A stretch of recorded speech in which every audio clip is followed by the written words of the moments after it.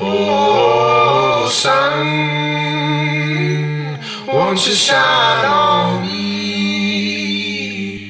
Won't you shine on me when the rain has come?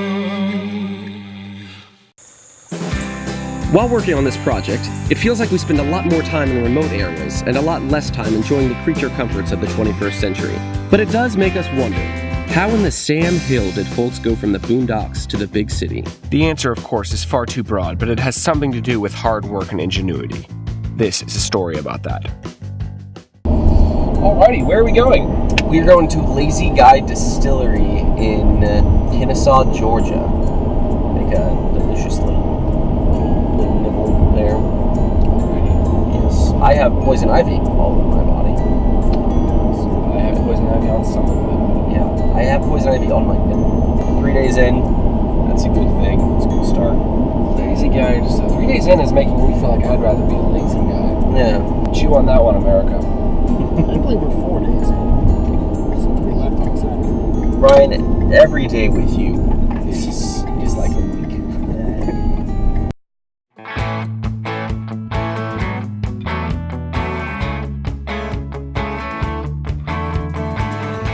Why is it called lazy guy? It's a goal. It's a goal. It's what I aspire to be. It's what I aspire to be.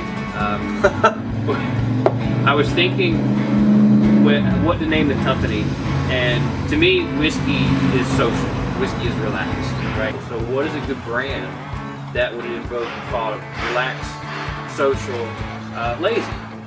And I couldn't really come up with the name of it. I was sitting around having dinner one evening, and the person I was with the table at, I could not think of a name for the company.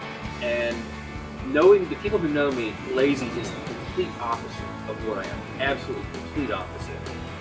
And that person said, well, you're not a particularly lazy guy, so you should be able to think of a name. And I was like, I think you just thought of the name for me. After building a consulting company in Atlanta, Mark dreamt of a more relaxed lifestyle. Lazy Guy Distillery is nestled between Main Street and an active railway. Everything we make is from scratch. Corn's our number one product. We get it in off the fields in grind form like this. And corn's number one from Georgia. Ranger, Georgia is where it comes from. So recipes are all developed in-house. Recipes on those taste completely different than recipes here. But they were all developed in-house, 600, 900 pounds of grain. We use local water. We try to keep as much possible local. Yeah. So we'll ferment out about 6 days average, depending on the weather. From here, we stir it up, get it into suspension, go to the still. We distill on grain. We don't lauder sparge it off, so we distill on grains. We want those flavors to come across. Okay. So we'll distill it out on our still, artisan still. Been around for several years. I think they're, in my opinion, one of the best out there for small distilleries. It does require a little bit of on-hand knowledge, putting it together. It came with no instruction manual. Fortunately, Mark isn't much one for instructions. He is, by his own admission, a bit of a MacGyver. He partnered with a local trade school to build a custom barrel jack. He built custom wort chillers and saved $39,000. And he retrofitted a barn built in 1835 to distill booze. So this is 1835. This has been, most recently, it was a leather shop back in the day. It's been an art gallery. We took it over in 2013 and renovated the property for what we needed. It was made for it. So probably not the first time what has been made here. It's probably just the first time it's been really made. You know what I mean? We were sworn to secrecy, but if you get the chance to take a tour, ask about what the distillery was last used for. It's quite a story. To the tasting. This is threesome whiskey. This is it's a bourbon distillate. We do not age this in a new barrel though, so we don't call it bourbon, we call it whiskey. This is in fact aged in a toasted barrel, so you get that little golden color off of it, natural color off the barrel. Toasted barrel is just that, toasted, not charred. So heating elements inside, wood sugars crystallized, never actually flame, so you don't get that layer of carbon. So on this one right here, you typically use a toast barrel when you're doing like a brandy or something like that. Different flavor profile gets more of that smoky floral flavor. And here, this is Sidetrack Bourbon. This one has been sold out. I wanted you to sample it though. Same distillate as we make our threesome whiskey with. I can get you another one. There's another guy who works here. Alright, well, put you clean, so some cross flavoring on it.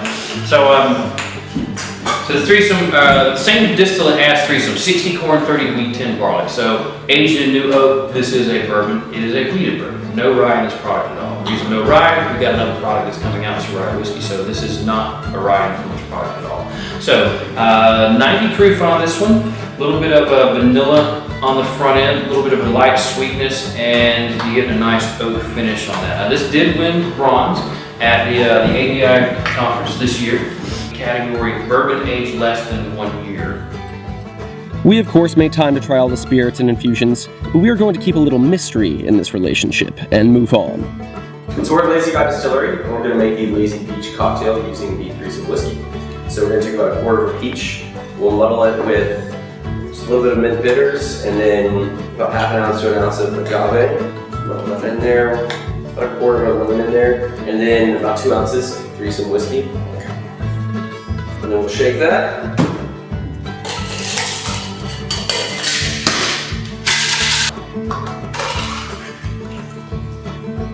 And we'll garnish it with a little bit of mint. There you are, a Lazy Peach.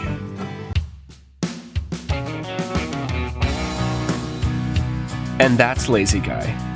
Clever, hardworking man starts making booze, encounters a variety of problems, and solves them. It may not be an especially unique story, but it is important. And what drives it? People doing what they love. Just ask Cody, Lazy Guy's then newly minted still hand, who signed on after first touring the distillery. I'm a fan of all bourbons. They're all my favorite. Yeah. Yeah. They're all my favorite. Same. Till next time.